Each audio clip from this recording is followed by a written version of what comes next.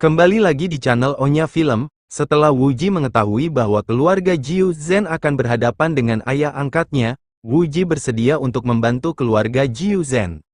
Lalu mereka membuat sebuah rencana untuk membakar villa agar jejak mereka tidak diketahui. Setelah itu, mereka menuju tempat keberadaan Si Sun. Sesampainya di tempat Si Sun, Paman Yao masuk dan dia langsung dipukul Si Sun hingga terpental keluar. Wuji terus mengamati apakah benar yang di depannya adalah ayah angkatnya. Lalu Wuji menyadarinya dan mengatakan bahwa orang itu bukanlah Si Sun ayah angkatnya. Wuji juga memberitahu mereka bahwa Si Sun berada di Pulau Api Es dan sudah berpuluh-puluh tahun hidup di sana. Lalu mereka pergi ke sebuah penginapan. Saat malam tiba, Wuji sedang berada di kamar tidurnya. Tiba-tiba Jiu Zhen menyusup masuk dan mengira Wuji sudah tertidur dan menotok Wuji. Wuji pun bisa melepaskan totokan itu berkat ilmu yang diajari oleh ayah angkatnya. Karena Wuji menaruh curiga, ia pun keluar kamar untuk mencari tahu apa yang sebenarnya terjadi. Rupanya benar mereka mempunyai niat busuk untuk mendapatkan golok naga milik Si Sun. Mereka berencana pergi ke Pulau Api Es untuk mencari Si Sun. Dan setelah mereka mendapatkan golok naga, mereka juga akan membunuh Wuji. Saat Jiu Zhen masuk ke kamar Wuji, rupanya Wuji sudah tidak ada di tempat tidurnya. Mereka yang menyadari itu langsung mencari Wuji sampai di tengah hutan. Saat mereka hendak menemukan Wuji, Wuji langsung lari untuk menghindari kejaran mereka. Pada akhirnya Wuji sampai di tepi jurang yang sangat terlalu dalam. Wuji juga berkata bahwa ia sudah mengetahui rencana mereka semua. Mereka semua ingin memanfaatkannya hanya untuk mendapatkan golok naga milik ayah angkatnya.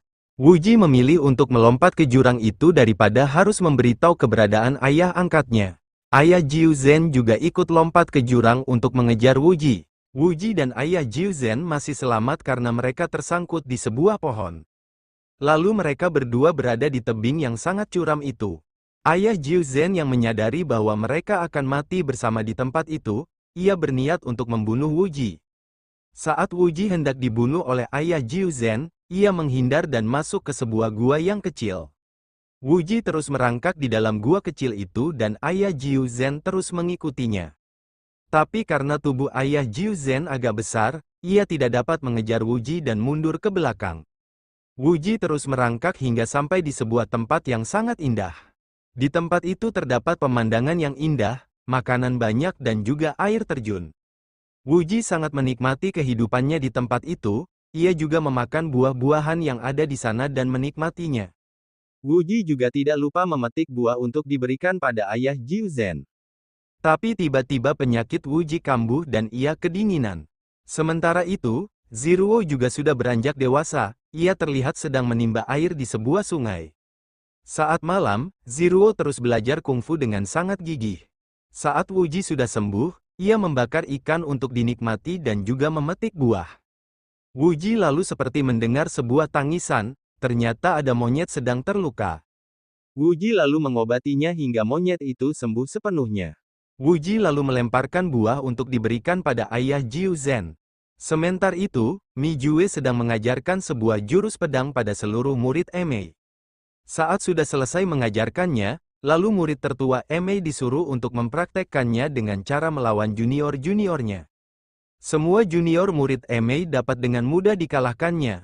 Lalu tiba jatah Ziruo untuk melawan kakak seperguruannya. Tanpa disangka Ziruo dapat mengalahkan kakak seperguruannya. Tapi Mi Jue memarahi Ziruo karena Ziruo tidak menggunakan ilmu pedang perguruan Emei. Setelah kemarin murid pertama Emei dikalahkan Ziruo, ia tidak terima dan menantang Ziruo bertarung lagi. Ziruo pun mengalah dan mengakui kekalahannya.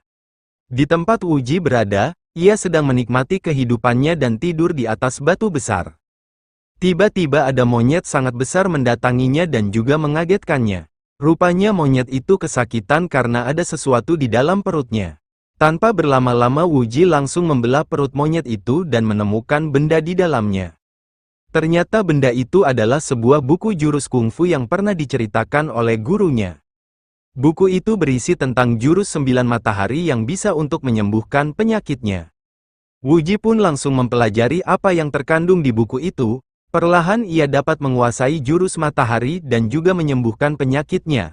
Lama-kelamaan racun yang ada di tubuh Wuji keluar. Saat racun keluar dari tubuh Wuji, ia mengarahkan racun itu di tanaman sekitarnya. Seketika tanaman di sekitarnya itu berubah menjadi kristal. Wuji terus mempelajari jurus 9 matahari, hingga pada akhirnya ia mampu menguasainya dan dapat menyembuhkan penyakitnya.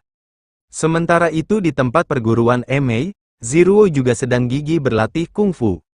Saat ia sedang giat berlatih, tiba-tiba ada wanita bercadar menyerangnya. Ziruo dan wanita itu pun bertarung satu sama lain, hingga akhirnya Ziruo dapat membuka cadar wanita tersebut. Ternyata wanita bercadar yang menyerangnya tidak lain adalah gurunya sendiri. Mijue memuji Ziruo yang sangat pesat meningkatkan kemampuannya dalam menggunakan pedang. Tangan Ziruo pun terluka, Mijue pun lalu mengobati luka di tangan Ziruo. Saat pagi, Mijue kembali mengajarkan jurus pedang kepada seluruh murid Emei. Setelah selesai mengajarkannya, Mijue menyuruh muridnya untuk bertarung satu sama lain, lalu tiba giliran Ziruo untuk melawan kakak seperguruannya. Ziruo pun dapat mengungguli kakak seperguruannya dan dapat mengalahkannya. Tapi kakak seperguruan Ziruo tidak terima karena sudah dikalahkannya.